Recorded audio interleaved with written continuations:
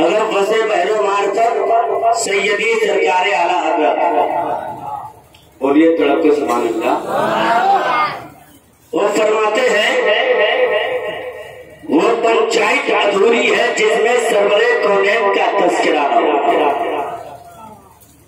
وہ گھر ویران سنسان ہے جس میں نبی مقدم پہ ذکر جمیل نہ ہو، وہ مدرسہ وہ مسجد انکمپلیٹ ہے جس میں رسول ہاشمی پہ درود و سلام نہ ہو، اور نقیب الاولیاء علامہ ضیاء القادری صاحب کی بلا صاف لفظوں میں کہہ لینے دیا جائے کہ وہ پنچایت ادھوری ہے جس میں سرور کونین کا تذکرہ نہ ہو۔ اس لیے شان کا ذکر سب پھیکے، ذکر سب پھیکے جب تک نہ مذکور ہو، ذکر سب پھیکے جب تک نہ مذکور ہو۔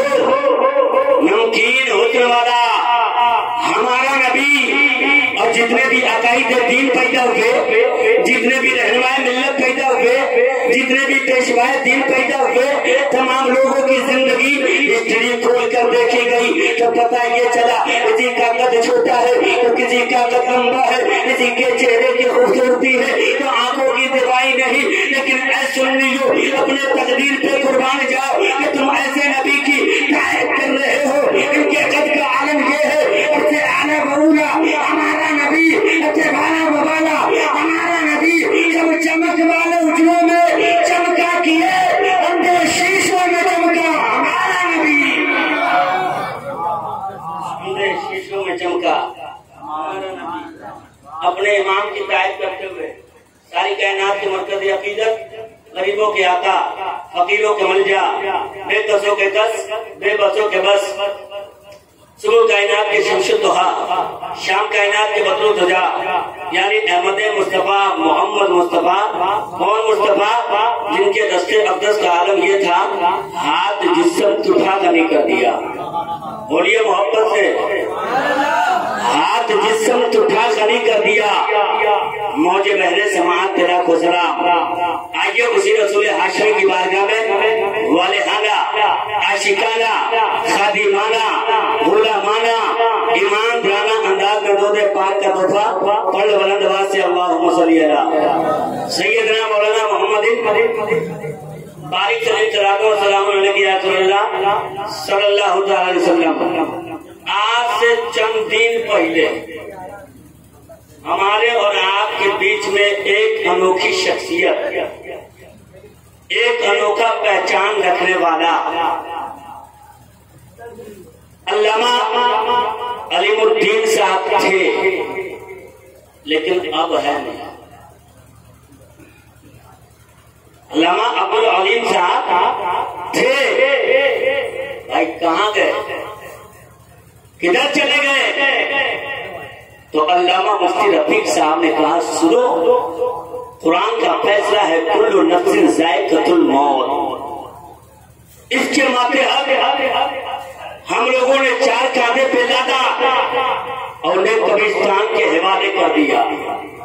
میں نے علامہ مفتی رفیق صاحب، علامہ عیسیٰ صاحب، علامہ مفتی یوسف صاحب، علامہ بشیر صاحب، علامہ معراج اختر صاحب، شاہد اسلام دلکش مظفر پوری صاحب سے میں نے پوچھا کہ حضرت ایک بات بتائیے، علامہ ضمیر الدین چترویدی صاحب، علامہ صابر صاحب، کیا آپ علامہ علیم الدین سے پیار کرتے تھے؟ تو انہوں نے کہا ہاں ہاں میں بہت عشق کرتا تھا، بہت محبت کرتا تھا۔ میں نے کہا کتنی محبت؟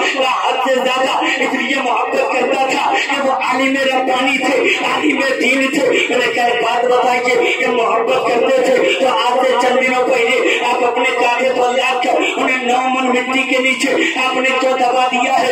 ایک بات بتائیے، آپ محبت کرتے تھے، دنیا میں اگر ضرورت پیش آتی تھی علامہ مفتی رفیق بھی دوڑتے تھے، علامہ عیسیٰ مصباحی بھی دوڑتے تھے، علامہ عیسیٰ مصباحی بھی جاتے تھے، علامہ بشیر بھی جا رہے تھے، علامہ بشیر بھی جا رہے تھے۔ حضرت بتائیے کوئی ضرورت ہو تو پیش کر دو، حضرت بتائیے کوئی خواہش ہو تو میں پورا کروں، حضرت بتائیے کوئی حاجت ہو تو میں پوری کروں۔ میں نے کہا بات بتائیے کہ دنیا میں وہ پریشان تھے، آپ نے تو خود مانگا، آپ نے دے دیا ہوگا، دوا کی ضرورت پیش آئی ہوگی تو آپ نے دیا ہوگا، آپ کی ضرورت پیش सुनो डॉक्टर साहब इनको बचाना है, चाहे जितनी दौलत खर्च हो जाए हम देने के लिए तैयार है। इन्हें क्या बताइए जब इतनी मोहब्बत थी, जब इतना प्यार था, जब इतना इश्क था, तो फिर आपने कैसे उन्हें 4 गांठों पे लाथा और कब्रिस्तान के हवाले कर दिया, या मन मिट्टी के नीचे डाल दिया? क्या मोहब्बत अंगड़ाई नहीं ली? क्या इश्क ने तूफान नहीं मारा? क्या मोहब्बत पे चलान नहीं हुई? तो अल्लामा मुफ्ती रफी कहने लगे ये दुनिया का दस्तूर नहीं है, खुदा का कानून है, जो मरता है वो दफनाया जाता है। मैंने कहा बात बताइए, अगर दुनिया में चचा गिरता है, भतीजा उठाता है, नाना गिरता है, नवाजा उठाता है, दादा गिरता है, पोता उठाता है, भाई गिरता है, भाई उठाता है। अलीमुद्दीन साहब अगर परेशान थे, आपने हाजत पूरी की, लेकिन बात बताइए आपने अंधेरी कोठरी में डाली है, अब इनकी मदद करेगा कौन? अब इन्हें देखेगा कौन? अब इन्हें पूछेगा कौन? तो अल्लामा इसा मिसबाही कहने लगे वो सिर्फ आलिम नहीं थे, बल्कि आलिम के साथ आशिक रसूल थे। और मुझे कहने नहीं दिया जाए तो आशिक रसूल होता है जो कह लो, अगर जमीन के ऊपर माँ की ममता काम आती है तो जमीन के नीचे उसके लिए तुझे पाक की शक्ति है।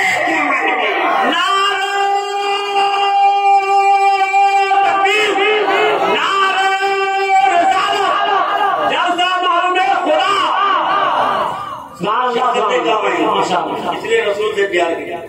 रसूल से कितना प्यार करे? माँ से भी ज्यादा, भाई से भी ज्यादा, बहन से भी ज्यादा। मैं आसान लफ्ज़ों लहजे में कर रहा हूँ, भाई से भी ज्यादा, सबसे ज्यादा। जब प्यार कर लीजिएगा तो आलम क्या होगा? आप घाट पे पड़े रहिए।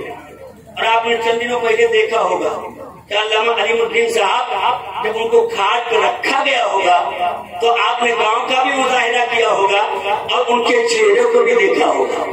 उनके चेहरे पे तबस्सुम, उनके चेहरे पे मुस्कुराहट। लेकिन अल्लामा मुफ्ती रफीक साहब मोहब्बत कर रहे थे, इनकी आंखें अश्कबार है। अल्लामा ईसा साहब रो रहे थे, अल्लामा बशीर साहब रो रहे थे। जितने भी उलमा या उनका बेटा हो, चाहे वो भाई हो, चाहे भतीजा हो, चाहे या उनकी बीवी हो, वो सारे लोग रो रहे हैं। लेकिन अल्लामा अलीमुद्दीन साहब के चेहरे पे तबस्सुम है, चेहरे पे मुस्कुराहटे हैं। छोटी छोटी नन्ही नन्ही बच्ची गई होगी, मेरा ईमान कहता है कि छोटा बच्चा गया होगा या बेटी गई होगी, अब्बा जान आंखें खोलिए, अब्बा जान देखिए, अब बेसहारे छोड़े जा रहे हैं। ये अब्बा जान अब मुझे दुनिया में सहारा देगा कौन? ये अब्बा जान अब मुझे पूछेगा कौन? ये अब्बा जान अब मुझे याद करेगा कौन? ये अब्बा जान अब मुझे पहचानेगा कौन? ये अब्बू जान आंखें खोल लीजिए, ये अब्बू जान वही बेटी है इनकी मोहब्बत में न जाने आपने क्या क्या किया है। ये अब्बू जान वही बेटी है, अगर ये रोती थी तो आपका दिल बेचैन हो जाता था। ये अब्बू जान आज आके तो खोलिए, आपकी बेटी रो रही है, आपकी बेटी गिरियादारी कर रही है। ये अब्बू जान एक मरतबा बातें तो करके देखिए, ये अब्बू जान आके तो खोलिए। लेकिन अल्लामा अलीमुद्दीन साहब के चेहरे पे तबस्सुम है, मुस्कुराए जा रहे हैं। अल्लामा मुफ्ती रफीक पहुंचे उसी जनाजे के करीब और जाने के बाद कहते हैं या मुझसे बात तो कीजिए, मुझसे गुफ्तगू को कीजिए। लेकिन इनकी आंखें अश्कबार है, रोए चले जा रहे हैं। लेकिन अल्लामा अलीमुद्दीन बरकाती,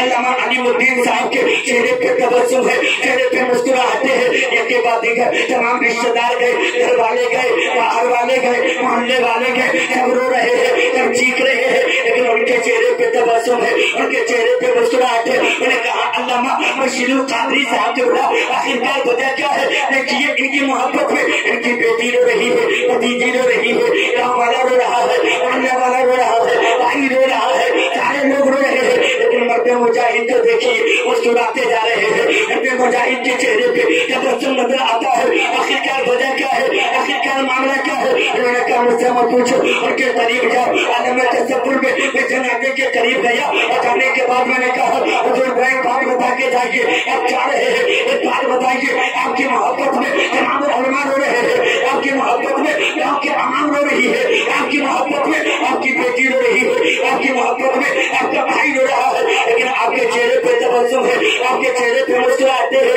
आखिरकार वजह क्या है? हज़रत ने फरमाया आप मेरे करीब आ जाओ। और मैं करीब पहुंचा, करीब पहुंचने के बाद कहते हैं चलो तुमने देखा है हाजी को जाते देखा है? मैंने कहा जी हुजूर मैंने जाते देखा है। उनके चेहरे पे क्या पाया? मैंने कहा उनके चेहरे पे तबस्सुम, उनके घर वालों के आंखों में आंसू पाया है। जब आंसू पाया है तो जा पहले हाजी से पूछ ले, उनसे पूछ लिया जाए, हाजी से पूछा जाए। मैं आगे करीब गया और आगे बढ़ा, हाजी की कलाई को थामा है। मैंने कहा हाजी इसाक साहब जब हज बैतुल्लाह को जा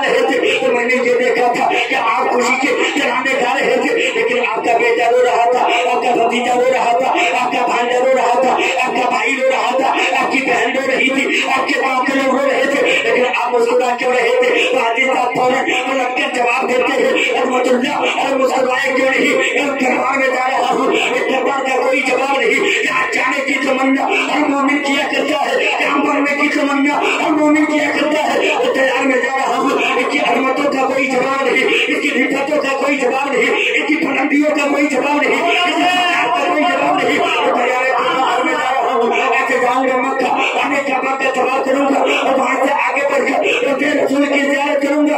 اب مجھے بات سمجھ میں آ گئی، میں نے کہا علامہ رفیق صاحب آپ کا سمجھ میں آئی، ایک حاجی حج کے لیے جاتا